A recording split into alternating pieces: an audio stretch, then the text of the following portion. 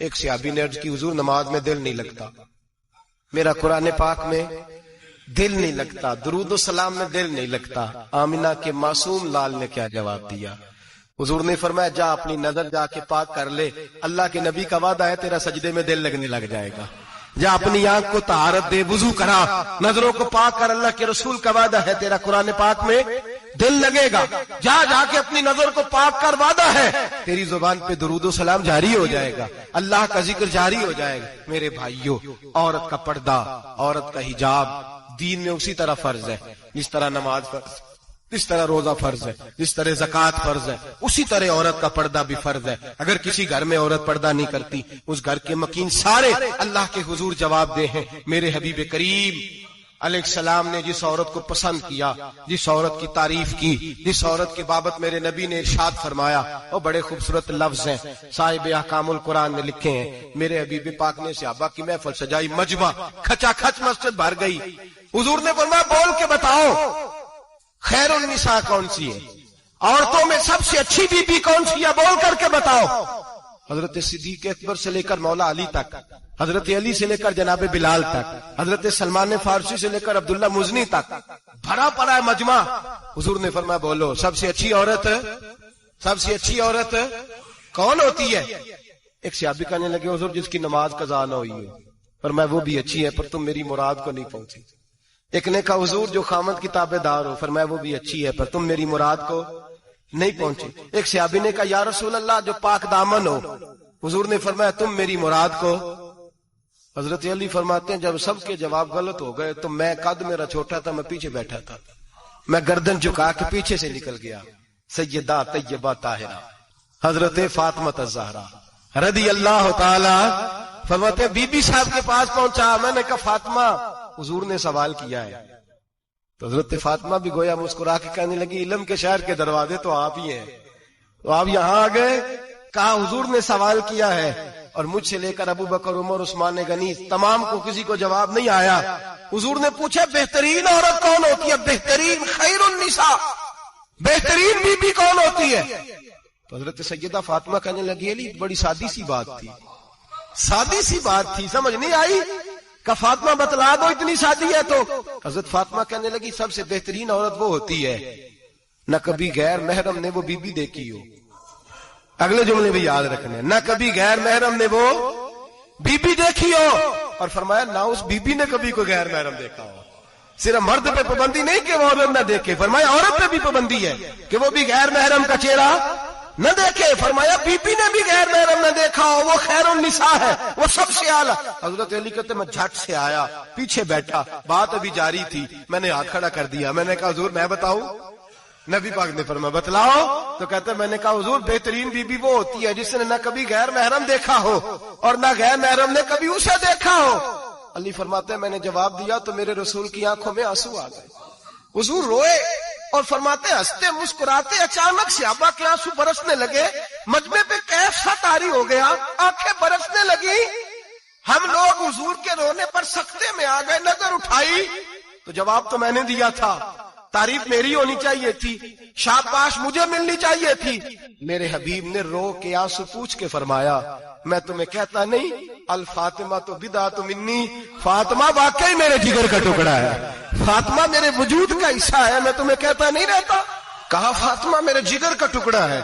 حضرت علی فرماتے ہیں صحابہ میری طرف دیکھنے لگے اور کہنے لگے علی جواب تو دے، شاباش بی بی صاحبہ کو ملے۔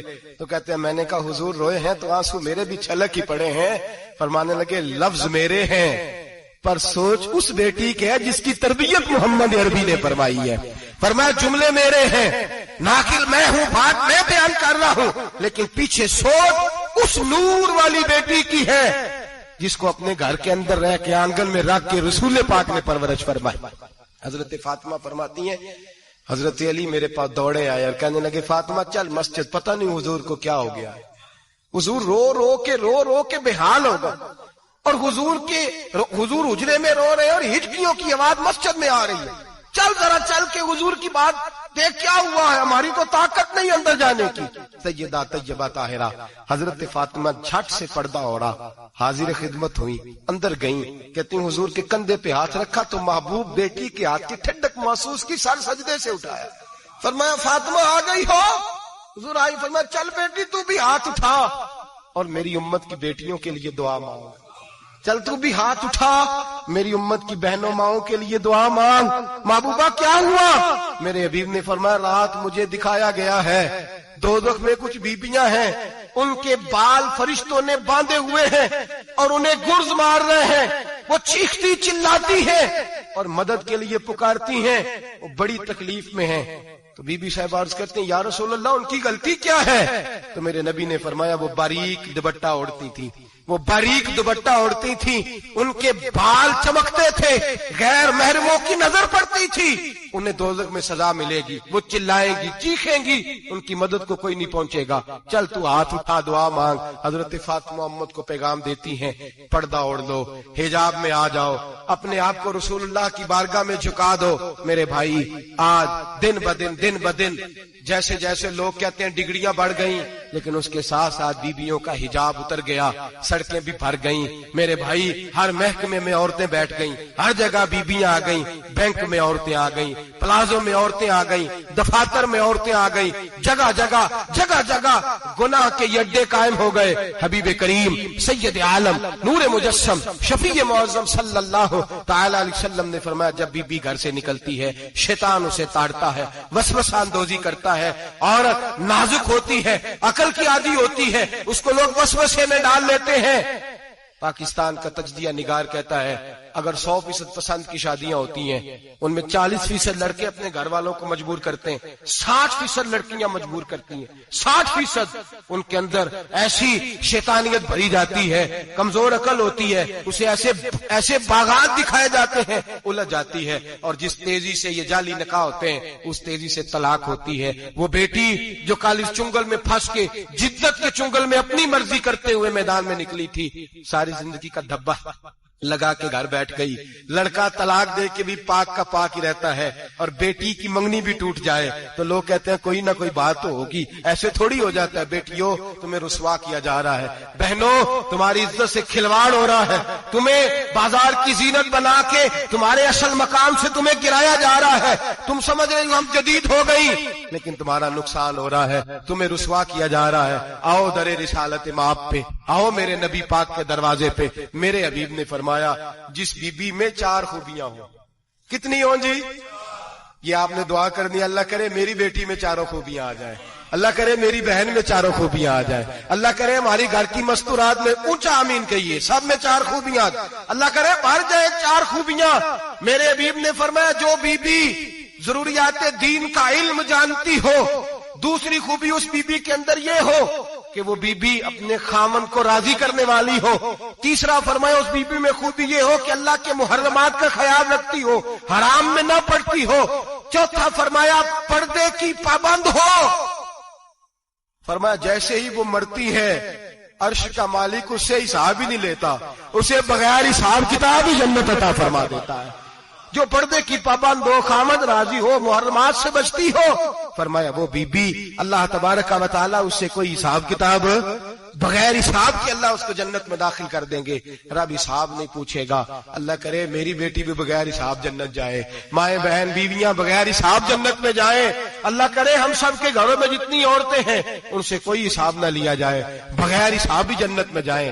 پھر انہیں پردے کا پابند کرو، پھر انہیں شوہر کی تعظیم سکھاؤ، پھر انہیں حرام سے بچنا سکھاؤ، پھر انہیں رسول اللہ صلی اللہ علیہ وسلم کی بیٹی کا اسوہ نور سکھاؤ، پھر انہیں حضرت عائشہ کی سیرت پڑھاؤ، پھر حضرت خدیجہ الکبریٰ کا طریقہ بتلاؤ، پھر انہیں رسول اللہ کی کنیزائیں بناؤ۔ اللہ کرے ہم یہاں سے جمعہ پڑھ کے جائیں تو ہمارے ہاتھ میں ایک برقع بھی ہو، ہمارے ہاتھ کے اندر جو ہے وہ ایک بڑی چادر بھی ہو، اماں کو کہے اماں یہ چادر رکھ، اس سے نقاب اوڑھ کے نکلنا۔ اللہ کرے چودھری صاحب سرپنچ صاحب کی پنچایت میں کوئی ایسا مقدمہ بھی آئے جو آ کے کہے میں بیوی نہیں رکھ سکتا، یہ پردہ نہیں کرتی، یہ کہیں مجھے بھی عذاب میں مبتلا نہ کرے۔ اللہ کرے شوہر اس طرح کا غیرت مند بنے، وہ کہے خبردار خبردار، اگر تو دروازے سے نکلی اعلیٰ حضرت امام اہل سنت مجدد دین و ملت میرے اعلیٰ حضرت سے کسی نے پوچھا تھا کہ حضرت جی بی بی نعت پڑھ سکتی ہے؟ فتاوی رضویہ کی 14ویں جلد، بی بی میلاد پڑھ سکتی ہے؟ میلاد اعلیٰ حضرت نے فرمایا اگر بی بی میلاد پڑھ رہی ہو اور اس کی آواز غیر محرم کے کانوں تک جا رہی ہو، فرمایا اسے ثواب نہیں ہوگا، اسے حرام کام کرنے کا گناہ دیا جائے گا۔ بی بی کو منع ہے، وہ نعت کی آواز بھی عورت کا ہی نہیں پڑتا، دین میں تو عورت کی آواز کا بھی پردہ ہے، دین میں تو عورت کی حضرت سیدہ زینب، حضرت فاطمہ کی وہ لخت جگر جو میدان کربلا میں امام حسین برابر کی شریک رہی سیدنا امام حسین کے ساتھ۔ یحییٰ بن معین کہتے ہیں میں 15 سال تک حضرت زینب کا پڑوسی رہا ہوں، 15 سال۔ گھر برابر ہوتا ہے نا، بندہ بی بی دیکھ ہی لیتا ہے، وہ بی بی کبھی پردہ ڈال کے جا رہی ہے دوائی لینے، کبھی نظر آ ہی جاتی ہے۔ کہتے ہیں 15 سال میں سیدہ فاطمہ کی بیٹی کا پڑوسی رہا ہوں، میں نے کبھی برقعے میں چھپی ہوئی زینب بھی نہیں دیکھی، برقعے میں چھپی ہوئی زینب بھی کبھی نہیں دیکھی۔ حضرت